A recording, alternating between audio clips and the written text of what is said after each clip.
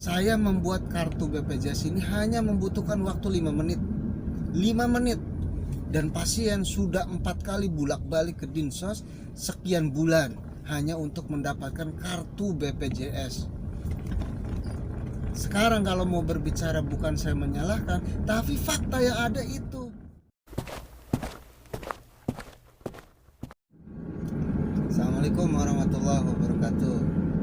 Alhamdulillah, bertemu lagi bersama saya Alid Maesa Ramdhani. Kali ini saya ingin berbagi satu buah cerita, dan insya Allah cerita ini akan sangat bermanfaat sekali dan juga sekaligus membantu teman-teman jika terjadi kendala, kesulitan dalam menangani pasien yang harus dirawat dengan segera, namun juga terkendala dengan birokrasi dan lain sebagainya yang terjadi di daerah masing-masing. Singkat saja, yang pertama yang ingin saya sampaikan, saya baru pulang dari kantor BPJS Kota Serang. Habis apa? Jawabannya adalah sedang membuat kartu BPJS atas nama pasien Alena, seorang bayi usia 4 bulan yang menderita hidrosefalus. Singkat ceritanya begini.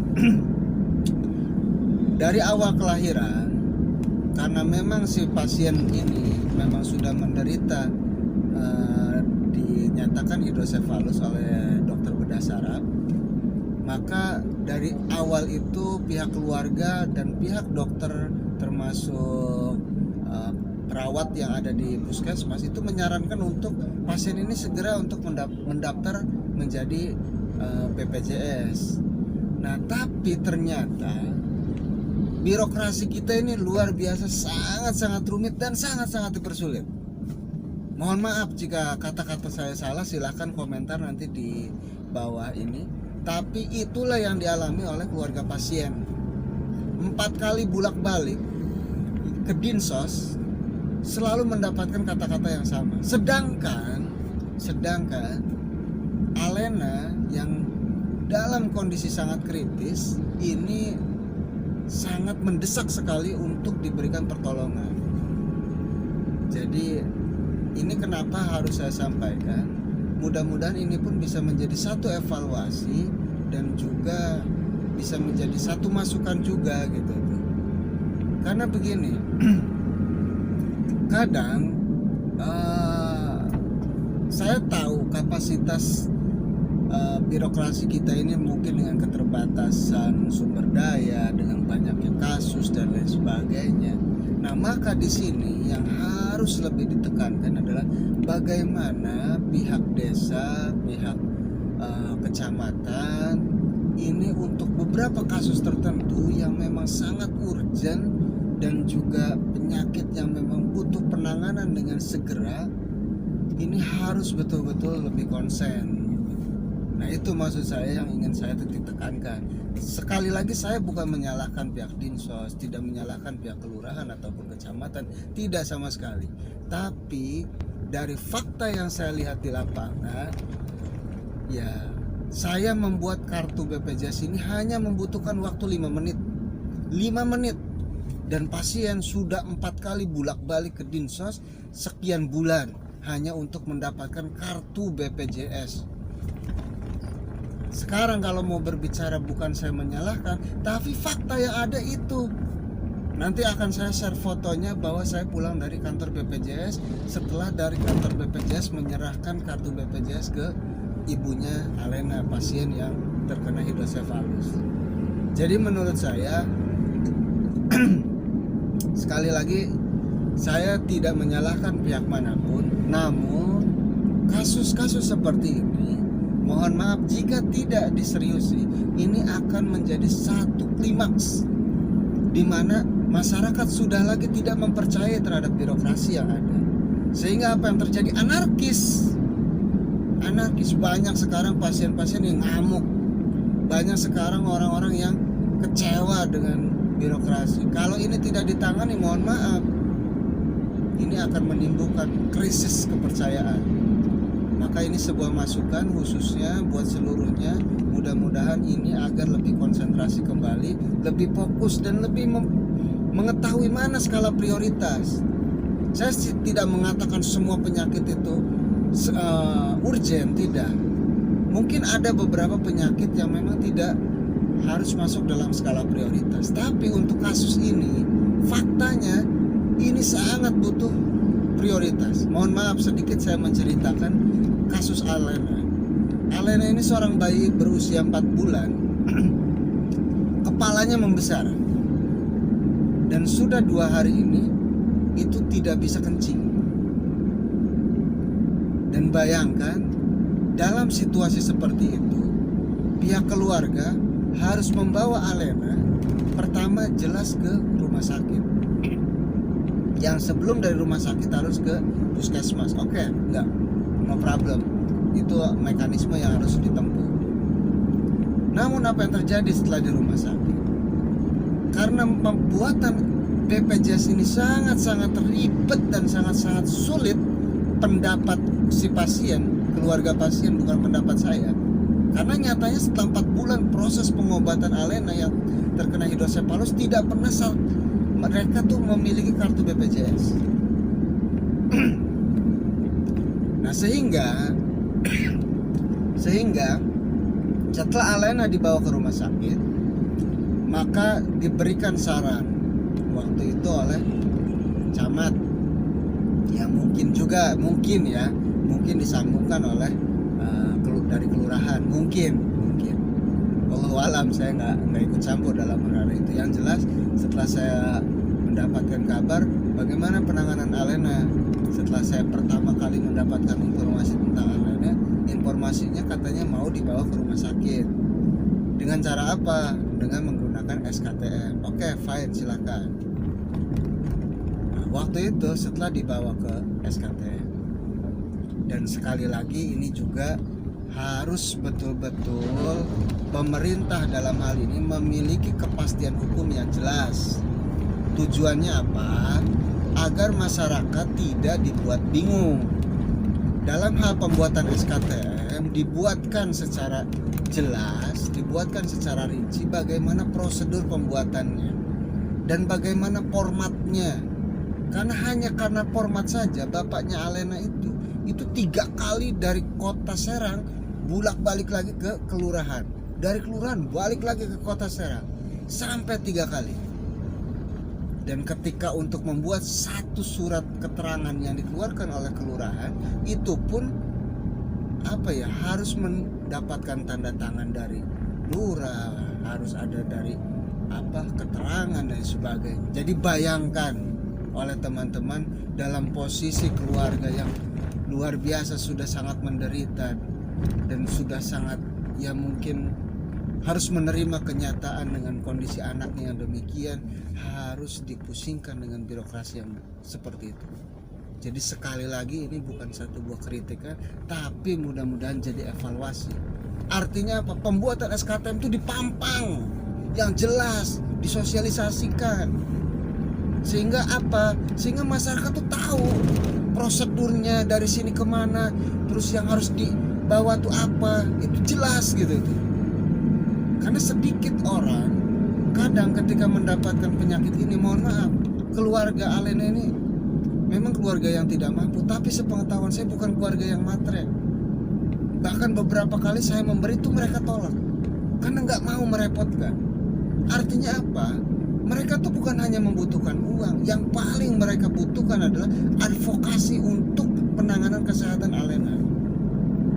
Jadi sekali lagi saya mohon maaf jika ini semua mengandung unsur-unsur provokatif dan lain sebagainya, tapi ini adalah fakta yang harus saya ungkapkan dan juga harus saya jelaskan. Tujuannya apa? Satu, sebagai evaluasi. Yang kedua, sebagai pengetahuan bagi masyarakat. Maka jika hal ini, informasi ini adalah bermanfaat, silahkan share sebanyak-banyaknya ke semua teman-teman. Barangkali ada keluarganya, ada anaknya, ada saudaranya, ada siapapun itu bisa terbantu gitu. Dan bisa juga dengan viralnya video ini bisa membuat paradigma yang berbeda, penanganan pelayanan kesehatan yang jauh lebih baik. Nah, singkat cerita kembali kepada histori hadirnya saya di video ini. Ketika Alena sudah dibawa ke rumah sakit dengan rekomendasi SKTM, surat keterangan tidak mampu, yang dikeluarkan oleh pihak kelurahan. Selanjutnya, ternyata SKTM ini banyak sekali jenisnya. Makanya harus diketahui, ada SKTM untuk rawat jalan. Ketika dari rawat jalan mau pengobatan rawat inap, itu harus berubah lagi SKTM-nya menjadi bunyinya, formatnya surat keterangan rawat inap, termasuk yang lain-lainnya. Jadi itu sebagai informasi yang harus teman-teman ketahui terhadap birokrasi yang ada. Saya tidak menyalahkan birokrasinya, tapi untuk diketahui ketika membuat SKTM, nah tolong tanyakan langsung kepada pihak rumah sakit SKTM formatnya seperti apa yang mereka butuhkan. Itu poinnya. Karena kalau formatnya saja berbeda antara kasusnya ketika dibawa SKTM dari kelurahan dibawa ke rumah sakit, Pak mohon maaf formatnya tidak demikian, balik lagi. Itu kan satu hal yang sepele, masa tidak bisa diselesaikan gitu. Dan itu yang menjadi korbannya kan masyarakat.